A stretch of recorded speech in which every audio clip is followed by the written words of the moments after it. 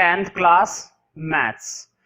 तो देखो अभी तक चैप्टर 4 के अंदर मैंने काफी सारे इंपॉर्टेंट टॉपिक करा दिए, ठीक है। अब हमारी एक्सरसाइज 4.4 चलेगी। तो देखो मैंने तुम्हें इससे पहले की एक्सरसाइज में आई थिंक क्वाड्रेटिक फॉर्मूला पहले से ही बता दिया है। जो क्वाड्रेटिक फॉर्मूला होता है हमारा, उसके अंदर सारा खेल किस चीज का होता है, डी का। मतलब कि अगर तुम फॉर्मूले के अंदर डी निकाल पा रहे हो तो तुम्हें सब कुछ आ जाएगा, ठीक है। तो जो एक्सरसाइज 4.4 है वो तुम्हारी डी पर ही बेस्ड है। मतलब कि तुम्हारी कमांड किस पर होनी चाहिए, क्वाड्रेटिक फॉर्मूले पर होनी चाहिए कमांड। अगर क्वाड्रेटिक फॉर्मूले पर कमांड है तो तुम बहुत ही आसानी से कर लोगे, कोई दिक्कत वाली बात नहीं है। और अगर कमांड नहीं है तो फिर कुछ नहीं किया जा सकता, ठीक है। फिर तो एक तरफ जाओ और मजे करो, ठीक है। तो मैं कुछ चीजें तुम्हें लिखवाऊंगा, मतलब कि पॉइंट्स नोट आउट कराऊंगा। देखो तुम्हें मालूम है कि जो डी का फॉर्मूला होता है वो डी का फॉर्मूला होता है D square minus 4ac। D का फॉर्मूला यही होता है ना, बी स्क्वायर माइनस 4ac, ठीक है। ये फॉर्मूला मैंने तुम लोगों को बताया होगा, और अगर नहीं भी बताया तो ध्यान रखना। वैसे मुझे मालूम है कि मैंने ये फॉर्मूला तुम लोगों को बता रखा है, ठीक है। अब ध्यान से सुनो, डी की वैल्यू, फर्स्ट पॉइंट तुम लोगों को भी नोट करना है, पहले समझ लो। अगर डी की वैल्यू आती है 0, अगर डी की वैल्यू आती है क्या, 0 आती है, तो तुम्हें बताना है कि सॉल्यूशंस कैसे होंगे। सॉल्यूशंस का मतलब होता है एक्स की वैल्यू। सॉल्यूशंस का मतलब क्या होता है, एक्स की वैल्यू, कि एक्स की वैल्यू कैसी होगी अगर डी की वैल्यू क्या आती है, 0 आती है, ठीक है। तो अगर डी की वैल्यू 0 आती है तो ध्यान रखना, जो रूट्स होते हैं, रूट्स मतलब सॉल्यूशंस, रूट्स मतलब सॉल्यूशंस, रूट्स कहने का मतलब सॉल्यूशन ही है। तो अगर डी की वैल्यू 0 आ जाती है तो उस केस में रूट्स पर क्या फर्क पड़ेगा, मतलब रूट्स कैसे होंगे, उस केस में रूट्स कैसे होंगे उस पर क्वेश्चन आ जाता है। उस पर क्या आ जाता है, कई बार क्वेश्चन आ जाता है कि रूट्स बताइए कैसे होंगे। तो तुम्हें रूट्स बताने, तो ध्यान रखना अगर डी की वैल्यू 0 होती है तो रूट्स होते हैं रियल एंड इक्वल। रूट्स कैसे होते हैं, रियल होते हैं और इक्वल होते हैं। तो ये बात याद रखना, roots are real and equal, roots are real and equal. अब अगर डी की वैल्यू नेगेटिव आती है, अगर डी की वैल्यू क्या आती है, नेगेटिव, नेगेटिव मतलब -5, -6 या -10 या -100, है ना। अगर डी की वैल्यू नेगेटिव आ जाती है तो रूट्स कैसे होंगे, तो तुम्हें बताने कि जो रूट्स होंगे वो रियल नहीं होंगे, not real, not real roots, ठीक है। हाँ इक्वल होंगे या नहीं होंगे कुछ नहीं पता, बस क्या बता देना है, नॉट रियल रूट्स, या फिर ये बोल देना है no real roots. No real roots मतलब कि बिल्कुल भी रियल रूट नहीं है, इसमें कोई रियल रूट नहीं है। अब लिखो नंबर 3। अब अगर डी की वैल्यू पॉजिटिव आती है, मतलब 5, 10, 100, है ना। अगर डी की वैल्यू पॉजिटिव आती है तो उस केस में भी रूट्स कैसे होंगे, रियल होंगे, लेकिन क्या होंगे, अनइक्वल। अनइक्वल का मतलब होता है बराबर नहीं होंगे। अगर एक एक्स की वैल्यू आ रही है 5 तो दूसरी एक्स की वैल्यू आएगी 10। अगर एक एक्स की वैल्यू आ रही है 10 तो दूसरी एक्स की वैल्यू आएगी -10, ठीक है। मतलब अनइक्वल, रूट्स कैसे होंगे, अनइक्वल। तो ये तीनों बातें नोट कर लो जो तुम्हारी एक्सरसाइज 4.4 है। 4.4 के फर्स्ट क्वेश्चन में इसने हमसे यही चीजें पूछी हैं। ये जो कहलाता है ना, ये जो मैं तुम्हें बता रहा हूं कि रूट्स कैसे होंगे, रियल और इक्वल होंगे। रूट्स कैसे होंगे, रियल नहीं होंगे। रूट्स कैसे होंगे, रियल होंगे और अनइक्वल होंगे, है ना। ये जो मैं बता रहा हूं तीन बातें, इनको बोला जाता है नेचर ऑफ रूट्स। क्या बोला जाता है, नेचर ऑफ रूट्स। मतलब रूट्स का नेचर कैसा है। तो कई बार है ना क्वेश्चन आ जाता है पेपर में कि बताइए रूट्स का नेचर कैसा होगा। तो तुम्हें अगर रूट्स का नेचर बताना है तो तुम क्या निकाल लेना, डी निकाल लेना। अगर डी की वैल्यू 0 आ जाएगी तो बोल देना ये वाला नेचर है, और अगर डी की वैल्यू नेगेटिव आएगी तो बोल देना ये वाला नेचर है, और अगर डी की वैल्यू पॉजिटिव आएगी तो बोल देना ये वाला नेचर है। बस 3 तरह के नेचर होते हैं, चौथे तरह का कोई नेचर नहीं होता। ठीक है, तो नेचर तो तुम तभी बता पाओगे जब तुम्हें क्या निकालनी आएगी, डी की वैल्यू। और डी की वैल्यू कैसे निकलती है ये हमने एक्सरसाइज में भी सीखा, और इस एक्सरसाइज में भी हम एक बार फिर से इस चीज को सीख लेंगे। कोई बहुत बड़ी बात नहीं है इस चीज को सीखना, बच्चा बच्चा एक ही बार में सीख जाता है।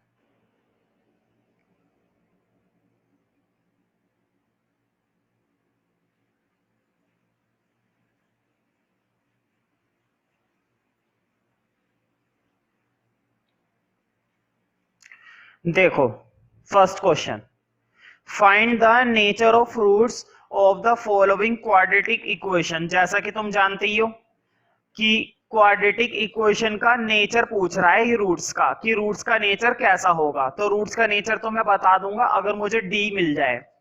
If the real roots exist, question ने बोला है अगर रियल रूट्स हैं तो निकालो, मतलब फिर कैलकुलेट भी करो, है ना। तो कोई नहीं, हम कैलकुलेट भी कर देंगे। डी का फॉर्मूला याद है हमें, हमें कैलकुलेट करना बहुत ही अच्छे से आता है। तो देखो first part, 2x square minus 3x plus 5 equal to 0, ये क्वेश्चन है हमारे पास। अब तुम्हें मालूम है एक्स स्क्वायर के साथ जो होता है वो a होता है, मतलब a की वैल्यू 2। अब देखो b वो होता है जो x के साथ होता है, b वो होता है जो किसके साथ होता है, x के साथ होता है। और x के साथ क्या है, x के साथ -3 है। अगर x के साथ -3 है तो लगाओ -3, है ना। और c वो होता है जिसके साथ कोई x नहीं होता, तो 5 के साथ कोई x नहीं है तो c की वैल्यू 5 है। अब d का फॉर्मूला लगा दो भाई, बच्चा बच्चा d का फॉर्मूला लगाना जानता है आज के समय में। हाँ d का फॉर्मूला लिखो भाई, d का फॉर्मूला होता है b स्क्वायर माइनस 4ac। तो देखो b का स्क्वायर बोर्ड पे देखो, b की वैल्यू क्या है 3, मुझे बताओ b की वैल्यू क्या है माइनस थ्री का स्क्वायर करूंगा, बताओ -3 का स्क्वायर 9 हो जाता है ना। चलो पहले लिख लेते हैं, तुम भी क्या याद रखोगे, माइनस 4ac। तो देखो 4a की वैल्यू क्या है, ये रही a की वैल्यू 2, और c की वैल्यू क्या है, ये रही c की वैल्यू 5। अब सॉल्व कर दो, देखो वट पे 3 का स्क्वायर 9 हो जाता है, और जब भी माइनस का स्क्वायर करते हैं तो तुम लोग 10th क्लास में हो, तुम्हें ये बात पता होनी चाहिए कि जब भी हम माइनस का स्क्वायर करते हैं तो माइनस का स्क्वायर क्या बन जाता है, प्लस। माइनस का स्क्वायर क्या बन जाता है, प्लस। तो 3 का स्क्वायर हो जाएगा तुम्हारा, क्या हो जाएगा 9, 9 माइनस, तो देखो 4 2 जा 8 और 8 5 जा 40, है ना। 4 2 जा 8 और 8 5 जा 40। तो बताओ 9 में से 40 गए, 9 में से 40 जाएंगे, माइनस के 31 बचेंगे। क्यों, क्योंकि माइनस का साइन बड़ा है, और जिस डिजिट का साइन बड़ा होता है हम उसकी साइन को आगे चलाते हैं। माइनस की डिजिट बड़ी थी, मुझे बताओ डी की वैल्यू कैसी आ गई, नेगेटिव आ गई। डी की वैल्यू कैसी आ गई, नेगेटिव आ गई। और अगर डी की वैल्यू नेगेटिव आ गई तो तुम्हें मालूम है ना रूट्स कैसे होते हैं, रियल नहीं होते हैं। तो लिखो देयरफॉर रूट्स आर नॉट, क्या, are not real. Roots are not real मतलब कि रियल रूट्स नहीं है। और अगर रियल रूट्स नहीं है तो हम फाइंड भी नहीं करेंगे, क्योंकि क्वेश्चन ने क्या बोला था, if the real roots exist find them. अगर रियल रूट्स हैं तो फाइंड करो, और अगर रियल रूट्स नहीं है तो हम करेंगे नहीं, कर भी नहीं सकते, कोई भी नहीं कर सकता, है ना। हमारे हाथ में से रियल रूट्स निकालना होता है, जो रियल नहीं है उसको हम नहीं निकाल सकते। ठीक है, तो नेक्स्ट पार्ट देखते हैं इस एक्सरसाइज में ये जो फर्स्ट क्वेश्चन है बहुत ही इंपॉर्टेंट है और बहुत ही इजी है, ऐसा नहीं कि सिर्फ इंपॉर्टेंट है, इजी भी है, बहुत ही आसान चीज है। तो सेकंड पार्ट देखते हैं। तो सेकंड इक्वेशन देखते हैं भाई, 3x² minus 4√3x plus 4 equal to 0। तो फिर से वही काम करेंगे, हो सकता है इस वाली इक्वेशन के अंदर रियल रूट मिल जाए, हो सकता है ना, क्या पता मिल जाए, किस्मत चमक जाए, है ना। किस्मत चमकते हुए आज के समय में देर नहीं लगती है, क्या पता तुम्हारी भी चमक जाए, मेरी तो चमक गई, है ना। अब देखते हैं चमकती है नहीं। तो a की वैल्यू वो होती है जो x के साथ चिपका हुआ होता है, और x² के साथ क्या चिपका हुआ है, 3। b की वैल्यू वो होती है जो x के साथ चिपका हुआ होता है। देखो x के साथ क्या क्या चिपक रहा है, 4√3 पूरा लेना है, 4√3 और वो भी माइनस का, ध्यान से सुनना, साइन को भी लेते हैं, अगर माइनस साइन होता है तो जरूर लेते हैं। तो क्या है, माइनस का 4√3, तो माइनस का 4√3, बहुत ही बच्चों वाली चीज है। अब आगे देखो, सी वो होता है जिसका ना तो x और ना ही y, तो यहां पर बेचारा 4 ही बचा, ले लो इस बेचारे को, फिर इस पे मेहरबानी करो लेकर, है कि नहीं। वैसे भी हम मेहरबानी करने पर ज्यादा विश्वास रखते हैं, ठीक है। खैर ज्यादा बातें ना बनाते हुए आगे बढ़ते हैं। हाँ, डी का फॉर्मूला जानते हो तुम, डी का फॉर्मूला होता है b² माइनस 4ac। क्या होता है भाई डी का फॉर्मूला, b² माइनस 4ac, ठीक है। हाँ, b का स्क्वायर यानी कि 4√3 और वो भी माइनस, यानी कि माइनस 4√3 का स्क्वायर माइनस 4ac। तो बोर्ड पे देखो 4ac, 4 का 4 आ गया, बताओ a की जगह क्या आएगा, 3, तो a की जगह 3 आ गया। बताओ c की जगह क्या आएगा, 4, तो c की जगह 4 आ गया। आ गया ना, मतलब तुम्हें भी आ गया ना। अब आगे देखो, बहुत ही सही चीज करा रहा हूं, किस्मत की बात है जो तुम्हें ये करने का मौका मिल रहा है, वरना सबको ये मौका नहीं मिलता। देखो बच्चे ना जब भी रूट आता है तो परेशान हो जाते हैं, मैं कहता हूं कि बिल्कुल भी परेशान मत हो, जरा इधर देखो बोर्ड पे, बस इधर देखना बस, अगर थोड़ा सा भी ध्यान हटाया तो गलती हो गई। एक एक करके करेंगे, बिल्कुल एक एक करके करेंगे, चाहे वो 10 चीजें दे देगा तो हम 10 की 10 एक साथ नहीं करेंगे, 10 की 10 एक एक करके करेंगे। देखो मुझे बताओ, माइनस का स्क्वायर करूंगा, माइनस का स्क्वायर तो प्लस हो जाता है तो कोई फर्क नहीं पड़ा। बताओ 4 का स्क्वायर, 4 का स्क्वायर क्या होता है, 4 4 जा 16। भाई तुम लोग 10th क्लास में हो और मैं उम्मीद करता हूं कि तुम्हें स्क्वायर खोलने आते हैं, और अगर तुम्हें स्क्वायर खोलने फिर भी नहीं आते तो उदास होने वाली बात नहीं है, क्योंकि बहुत खुशनसीब बच्चे ऐसे होते हैं जो 12th में पहुंच जाते हैं और फिर भी स्क्वायर खोलने नहीं आते, मैंने देखे ऐसे कमाल के बच्चे, है ना। तो तुम लोग भी मत शर्माना स्क्वायर खोलने में, पूछ सकते हो खुलकर। देखो 4 का स्क्वायर मैं वीडियो में तो नहीं बता सकता अभी कि स्क्वायर कैसे खोलते हैं, अगर तुम्हें नहीं आता तो अलग से पूछना पड़ेगा। फिलहाल मैं बता रहा हूं कि 4 का स्क्वायर जब खोलते हैं तो 4 का स्क्वायर होता है 16। कैसे आता है, 4 4 जा 16। तो देखो 4 4 मैं रफ में करके दिखा रहा हूं, 4 4 जा तो हो गए 16 इनटू, अब बताओ √3 का स्क्वायर। तुम्हें एक चीज याद रखनी है, बोर्ड पे देखो, जब भी तुम रूट का स्क्वायर करते हो, जब भी तुम किस चीज का स्क्वायर करते हो, रूट का स्क्वायर करते हो, तो रूट के स्क्वायर की एक खासियत होती है, रूट कट जाता है। रूट क्या हो जाता है भाई, कट जाता है। जैसे कि शोले पिक्चर में गब्बर ने ठाकुर के हाथ कटवा दिए थे ना, बिल्कुल इसी तरीके से तुम भी इस रूट को उस स्क्वायर से कटवा देना, है ना, और कभी भी मत जोड़ना, सिर्फ काटना। बताओ √3 का स्क्वायर तो कट गया रूट से, तो क्या बचा, 3 बचा, 3 आ गया।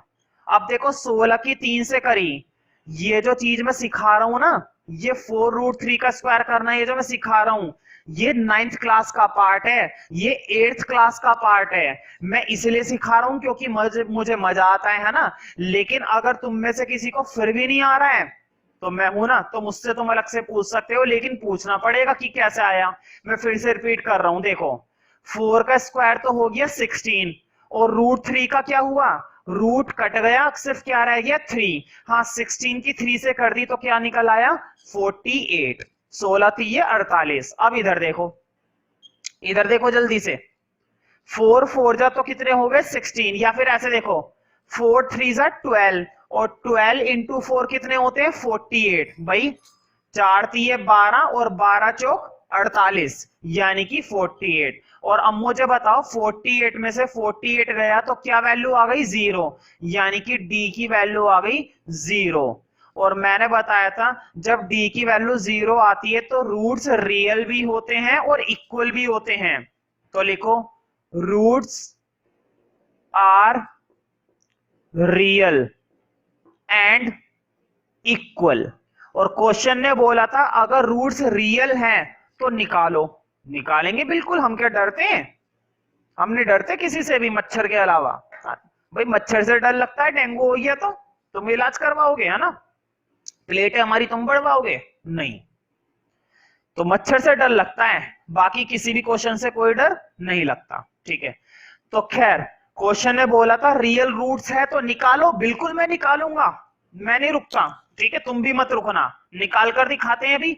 बस मुझे एंड में ये बता देना कि डी की वैल्यू क्या निकली थी। हालांकि मुझको याद है मैं नाटक करूंगा पूछने का, है ना। डी की वैल्यू क्या निकली थी, अभी अभी तो निकाली है डी की वैल्यू। भाई साइड में लिख लेते हैं, पता है ना क्यों लिख रहा हूं मैं डी की वैल्यू। तुम्हें याद होगा डी की वैल्यू की जरूरत पड़ती है, किसकी जरूरत पड़ती है भाई, डी की। तो देखो तुम्हें मालूम है ना फॉर्मूला क्या होता है।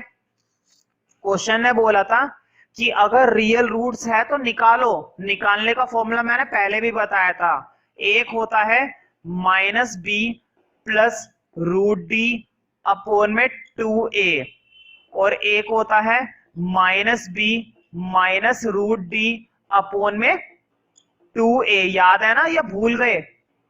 मैंने अभी इसलिए नहीं लिखवाया क्योंकि पहले ही लिख रखा था, हमने पहले से ही लिख रखा था। पहले एक्सरसाइज आई थी मेरे ख्याल से 4.3 में हमने सीखा है ना। नहीं है याद तो ध्यान रखना, क्या होता है minus B plus root D upon में 2a, minus B minus root D upon में 2a। डाल दो वैल्यू, डरना कैसा। देखो बोर्ड पे जरा, बताओ माइनस बी, इधर देखो बोर्ड पे, माइनस बी, माइनस तो ऐसे ही रहा, और बी की वैल्यू क्या है देखो ये रही, इधर देखो बी की वैल्यू ये रही, पूरी की पूरी सेम टू सेम उतार दो, जरा सी भी कंजूसी मत करना उतारने में।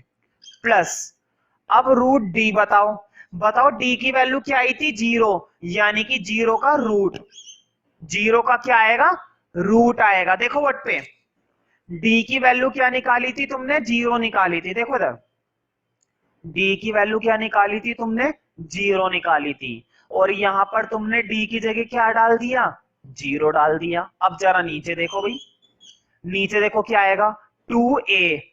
बताओ जल्दी से a की वैल्यू क्या है, a की वैल्यू 3 है, तो a की जगह आ गई उस a की वैल्यू, a की वैल्यू आ गई 3। बहुत ही सही चीज करा रहा हूं। अब आगे देखो क्या हो रहा है, बहुत ही सही चीज हो रही है, कोई बहुत बड़ी तोप चीज नहीं हो रही, बहुत ही बच्चों वाली चीज हो रही है। देखो मुझे बताओ 0 का रूट तो गायब हो गया, 0 की कोई वैल्यू होती है आज के समय में, 0 की क्या वैल्यू। मान लो पूरी क्लासरूम में एक नालायक लड़की है, हालांकि वैसे नालायक लड़के होते हैं, लड़कियां नहीं होती हैं, लड़कियां आजकल पढ़ती हैं, ठीक है। तो नालायक लड़की है और वो बिल्कुल नालायक है, 0 है पढ़ने में, तो उसकी क्या कोई वैल्यू है, उसकी क्लास में कोई वैल्यू नहीं, उसकी ट्यूशन में कोई वैल्यू नहीं, उसकी घर में कोई वैल्यू नहीं, कोई वैल्यू नहीं है 0 की, है ना। तो 0 की वैल्यू तो है नहीं, तो 0 को तो कर देंगे हम, हटा देंगे, है ना। माइनस माइनस क्या हो जाएंगे प्लस, तो ऊपर से बचेगा 4 रूट 3। अब नीचे से देखो, देखो इधर 2 3 जा कितने होते हैं जल्दी बोलो, 2 3 जा होते हैं 6। समझ में आ रहा है ना। देखो 0 का रूट तो मैंने गायब कर दिया, और यहां पर माइनस माइनस क्या हो गए प्लस के 4 रूट 3, और अपोन में क्या हो गया 2 3 जा 6। अब देखो ये थोड़ा सा और कट सकता है, ये 2 2 जा 4 और 2 3 जा 6, यानी कि ये वैल्यू आ गई 2 रूट 3 अपोन में 3। ये पहला रूट निकल आया। क्वेश्चन ने हमसे बोला था ना अगर रूट्स रियल है तो निकालो, तो मैंने पहला रूट तो निकाल दिया, अब दूसरा रूट निकालना है। अब मैं तुम्हें एक राज की बात बताता हूं, बहुत ही ज्यादा राज की बात। बताना डी की वैल्यू क्या आई थी? 0 आई थी। डी की वैल्यू क्या आई थी? 0 आई थी। और मैंने बताया था जब डी की वैल्यू 0 होती है तो रूट्स कैसे होते हैं? रियल होते हैं और इक्वल होते हैं। रूट्स कैसे होते हैं भाई? रियल होते हैं और साथ ही साथ क्या होते हैं? इक्वल भी होते हैं। तुमने गौर नहीं करा? अब मुझे बताओ, अगर इक्वल भी होते हैं तो मैंने एक तो निकाल दिया, क्या दूसरा निकालने की जरूरत है? नहीं। दूसरा रूट भी क्या आएगा? दूसरा रूट भी यही आएगा, डायरेक्ट लिख दो। और नहीं है यकीन तो डालो फॉर्मूले में, करो मेहनत, निकालो, यही आएगा। ठीक है, वैसे तुम्हें टेस्ट में भी दोबारा मेहनत करने की जरूरत नहीं है, और अगर पेपर में आ जाए तो पेपर में भी दोबारा मेहनत करने की बिल्कुल भी जरूरत नहीं है। कब? जब बी की वैल्यू क्या आएगी? 0 आएगी। 0 के केस में हम दो दो बार मेहनत नहीं करते, और कुछ बच्चे तो ऐसे हैं जिनसे एक बार भी नहीं होती है ना। समझ रहे हो ना मैं किन बच्चों की बातें कर रहा हूं?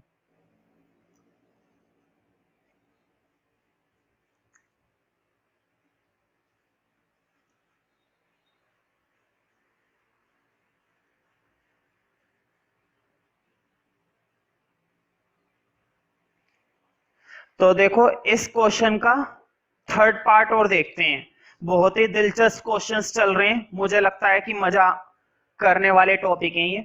तो देखो 2x² minus 6x plus 3 equal to 0, है ना।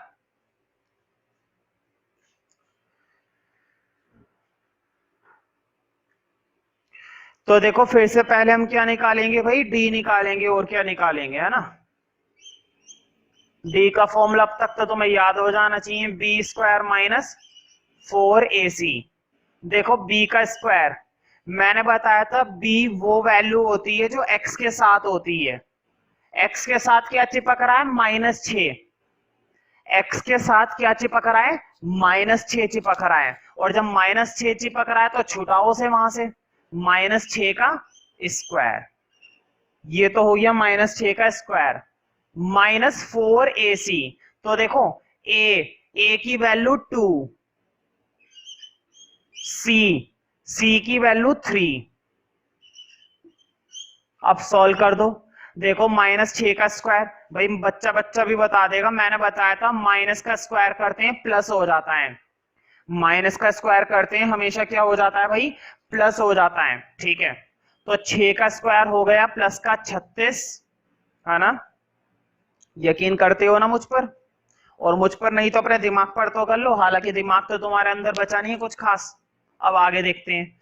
4 2 8 और 8 3 24, यानी कि 36 में से 24 जाएंगे भाई 12। मैंने बताया था कि तीन ही बातें होती हैं, या तो डी की वैल्यू 0 आती है, या फिर डी की वैल्यू नेगेटिव आती है, और या फिर डी की वैल्यू पॉजिटिव आती है। सबसे पहला पार्ट हमने करा था, शायद डी की वैल्यू नेगेटिव आई थी, हमने छोड़ दिया था, हमने सॉल्व नहीं करा। सेकंड पार्ट करा था एनसीईआरटी का बुक का, जिसमें डी की वैल्यू 0 आई, जो अभी अभी हम करके आए, है ना। अब डी की वैल्यू क्या आई है? पॉजिटिव। और तुम्हें मालूम है पॉजिटिव के केस में भी रूट्स कैसे होते हैं? रियल ही होते हैं, लेकिन अनइक्वल होते हैं। रूट्स कैसे होते हैं? रियल, और साथ ही साथ क्या होते हैं? अनइक्वल। अनइक्वल, है ना। खैर, अब हमें निकालना पड़ेगा, क्यों? क्योंकि रूट्स क्या है? रियल है। और मैंने बताया था कि अगर रूट्स रियल आएंगे, तो हमें कैलकुलेशन करनी पड़ेगी, है ना। तो फिर से वही फॉर्मूले है भाई, कोई नया फॉर्मूला तो मैं लाऊंगा नहीं अपने घर से बनाकर। कोई टीचर अपने घर से बनाकर फॉर्मूला नहीं लाता, आजकल तो लोग घर से बनाकर खिचड़ी नहीं लाते, ये तो फिर भी फॉर्मूला है। ठीक है, खैर ज्यादा समय वेस्ट ना करते हुए फॉर्मूला लिख देता हूं मैं। फॉर्मूला होता है -b प्लस √d/2a, और दूसरा क्या होता है भाई? एक काम करते हैं, दूसरा बाद में लिखेंगे, पहले इसे ही कैलकुलेट कर देता हूं मैं, है ना। दूसरा तो बाद में लिखेंगे, पहले इसे ही कैलकुलेट कर देता हूं। तो देखो नेचर बताना बहुत जरूरी है, क्योंकि क्वेश्चन ने हर बार क्या पूछा है? नेचर पूछा है। तुम सोच रहे होंगे मैं हर बार बीच में ये लाइन क्यों लिखता हूं, roots real, roots not real, roots real, roots not real, ये लाइन क्यों लिखता हूं? ये लाइन इसलिए लिखता हूं क्योंकि क्वेश्चन ने हमसे क्या पूछा है, नेचर। क्वेश्चन ने हमसे क्या पूछा है, नेचर, इसलिए नेचर बताना बहुत जरूरी है। हाँ, अब वैल्यू डाल दो। देखो माइनस बी, मुझे बताओ बी की वैल्यू 6 है और वो भी माइनस का, तो माइनस माइनस तो हो जाएंगे प्लस के 6, प्लस रूट डी, बताना डी की वैल्यू 12 है, तो रूट डी यानी कि रूट 12 अपोन में 2a, a की वैल्यू क्या है भाई, a की वैल्यू 2 है, तो ध्यान से देखो 2 2 जा तो हो जाएंगे 4, 2 2 जा तो हो जाएंगे 4, ऊपर से बचेगा 6 प्लस रूट 12। अब तुम्हारे पास दो ऑप्शन है, या तो इसको ऐसे ही छोड़ दो या फिर 12 की क्या बना लो, फैक्टर बना लो। पीछे जो आंसर दे रखा है ना वो 12 के फैक्टर बनाकर दे रखा है, मतलब कि 12 के फैक्टर बनाने पड़ेंगे तुम्हें, तब जाके तुम्हारा वो आंसर पीछे से मैच होएगा। ठीक तो हमारा ये भी है और ठीक वो भी है जो पीछे दे रखा है, ठीक है, लेकिन ये है कि फैक्टर बना लोगे तो थोड़ा अच्छे से हो जाएगा। इसकी जो दूसरी वैल्यू होती है एक्स की, वो भी तुम फॉर्मूला लगाकर कैलकुलेट कर लो, मालूम है ना कौन सा फॉर्मूला लगता है, बस रूट डी के साथ क्या लग जाएगा, माइनस, जब दूसरी वैल्यू निकालोगे। तो मैं उम्मीद करता हूं तुम्हें समझ में आ रहा हो और दूसरी वैल्यू खुद से निकालोगे। नेक्स्ट क्वेश्चन देखते हैं, क्वेश्चन नंबर 2।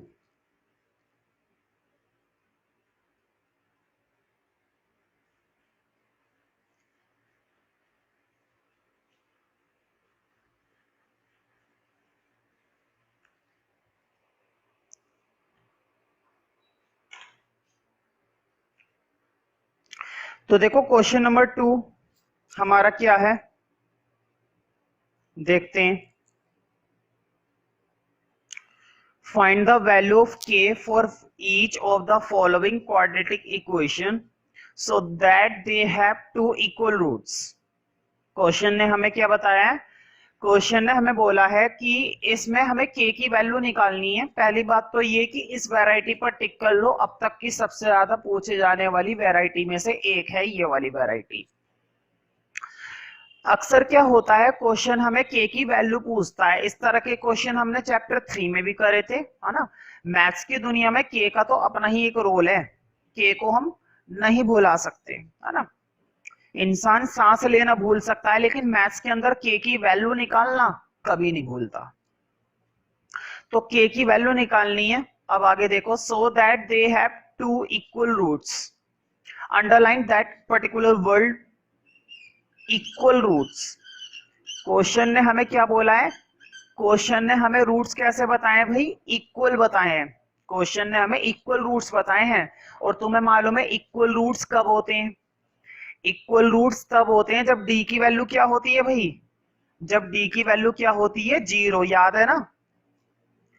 d की वैल्यू अगर 0 आती है तब क्या होते हैं, रूट्स इक्वल होते हैं, तब क्या माने जाते हैं, रूट्स इक्वल माने जाते हैं, जब d की वैल्यू क्या होती है, 0।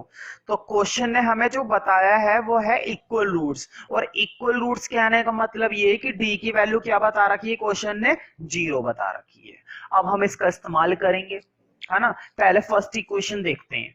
फर्स्ट इक्वेशन है तुम्हारी 2x² plus kx plus 3 equal to 0, that one. That particular equation is very important according to examination point of view, ठीक है। तो एग्जामिनेशन के अकॉर्डिंग बहुत ही ज्यादा इंपॉर्टेंट है, इस तरह के क्वेश्चन मैंने पहले बता दिए, ठीक है। हाँ, d की वैल्यू देखो, सबसे पहले a की वैल्यू क्या होती है, जो x² के साथ होता है, x² के साथ क्या है, 2 है भाई। अब b की वैल्यू वो होती है जो x के साथ होता है, और x के साथ क्या चिपक रहा है, x के साथ k चिपक रहा है, x के साथ क्या चिपक रहा है भाई, k चिपक रहा है। तो यहां पर तुम्हारी b की वैल्यू हो गई k। c की वैल्यू होती है जिसके साथ कुछ नहीं होता, 3, है ना। अब d, क्वेश्चन ने हमें बता रखा था कि d क्या है, 0 है। क्यों, क्योंकि क्वेश्चन ने हमें क्या बोले थे, रूट्स क्या है, इक्वल है। क्वेश्चन ने हमें रूट्स क्या बताए थे, इक्वल बताए थे। तो रूट्स इक्वल कब होते हैं, रूट्स इक्वल तभी होते हैं जब d की वैल्यू क्या होती है, जब डी की वैल्यू होती है 0 तब रूट्स इक्वल होते हैं। हाँ, डी की वैल्यू बना लो, डी की वैल्यू बनेगी B square minus 4ac। D की वैल्यू क्या बनेगी? बी स्क्वायर माइनस 4ac, यही तो बनती है। हाँ, b का स्क्वायर देखो बोर्ड पे, b का स्क्वायर मतलब b की वैल्यू क्या है? k, तो k का square. Clear? Minus 4 ac, a की वैल्यू क्या है? 2, तो a की वैल्यू 2, c की वैल्यू क्या है? 3, तो c की वैल्यू 3। इक्वल टू में क्या चल रहा है भाई? 0। इक्वल टू में क्या चल रहा है भाई? 0। समझ में आ रहा है ना? अब इधर देखो, बताओ 4 टू सा कितने होते हैं? 8। भाई 4 दूनी 8, और 8 की 3 से करेंगे 8 3 24, माइनस के 24। यहां तक क्लियर हो रहा है ना? मुझे तो नहीं लगता कि यहां तक कोई बहुत बड़ी तोप चीज है ना? बच्चा बच्चा भी इतना सा काम तो कर ही सकता है, कोई जान जोखिम में डालने वाली बात नहीं है। बहुत ही सिंपल और सटीक बातें हैं, बहुत ही छोटी छोटी और आसान बातें हैं। ठीक है। हाँ, माइनस का 24 उधर जाएगा, माइनस का 24 जब उधर जाएगा तो माइनस का 24 उधर जाके क्या बन जाएगा? बोलो। माइनस का 24 उधर जाके बन जाएगा प्लस का 24। ठीक है। वीडियो के अंदर मैं कभी भी तुमसे कोई भी बात पूछता हूं तो साथ ही साथ जवाब देने की कोशिश किया करो। मेरी नजर तुम पर हमेशा रहती है, इस बात का ध्यान रखना। चाहे वीडियो क्लास हो, चाहे बोर्ड क्लास हो, चाहे टेस्ट हो, तुम मुझसे बच नहीं सकते। आगे से पीछे से मैं हर जगह नजर रखता हूँ। ठीक है, तुम्हें ये बात मालूम है ना? तो मैं कभी भी किसी भी बच्चे से किसी भी टॉपिक में कुछ भी पूछ सकता हूँ, चाहे वो वीडियो हो, चाहे वो बोर्ड क्लास हो, है ना? ऑन द स्पॉट तुम्हें मुझे बताना पड़ेगा, वरना मैं भी तुम्हें बहुत कुछ बता दूंगा। ठीक है, तो इन बातों का थोड़ा सा ध्यान रखा करो। दिमाग, आंख, नाक, कान सब कुछ खोल कर बैठा करो जब वीडियो क्लास चल रही है, तो इस बात का ध्यान रखना, वरना तुम्हारा बहुत ही ज्यादा क्या हो सकता है? नुकसान हो सकता है। हाँ, स्क्वायर इधर आएगा तो बताओ, स्क्वायर इधर आके क्या हो जाएगा? रूट। अब तुम चाहो तो 24 के फैक्टर बना लेना, तुम चाहो तो 24 के फैक्टर बना लेना, और अगर फैक्टर नहीं बनाने तो ऐसे भी छोड़ सकते हो, कोई दिक्कत वाली बात नहीं है, इतना बड़ा इशू नहीं है। ठीक है, 24 के फैक्टर बनाना चाहते हो तो बना लो, और अगर नहीं बनाना चाहते हो तो मत बनाओ भाई, है ना? यहां तक भी सही है। वैसे मैं तो ये बोलूंगा कि बना ही लो। ठीक है, बनवा दूं क्या? चलो, तुम भी क्या याद रखोगे, ये लो। हालांकि ये काम 9th क्लास की बातें हैं, लेकिन फिर भी कोई नहीं, हमारे अंदर हिम्मत है, हम 12वीं तक के बच्चों को बताते हैं ये सब छोटी छोटी बातें, है ना? और तुम तो अभी 10वीं में हो। ठीक है, तो तुम्हें तो और जोड़े हो जाना चाहिए। देखो अब कैसे होएगा।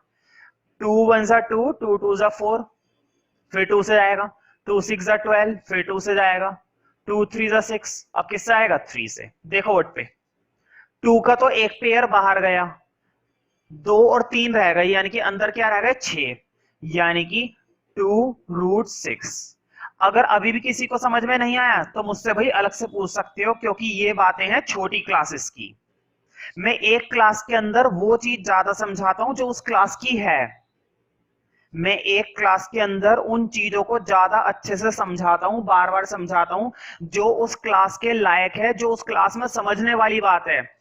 और अगर तुम्हें वो बातें समझनी है जो उस क्लास की नहीं है, उससे छोटी क्लासेस की है, तो वो तुम मुझसे समझ सकते हो, कोई दिक्कत नहीं है, लेकिन अलग से, है ना? रेगुलर क्लास में नहीं, है ना? सेपरेट पूछ लो, कोई दिक्कत नहीं, मैं खूब बता दूंगा। ठीक है, वरना और बच्चों का टाइम वेस्ट होगा। बस ये वजह है, और कुछ नहीं, है ना?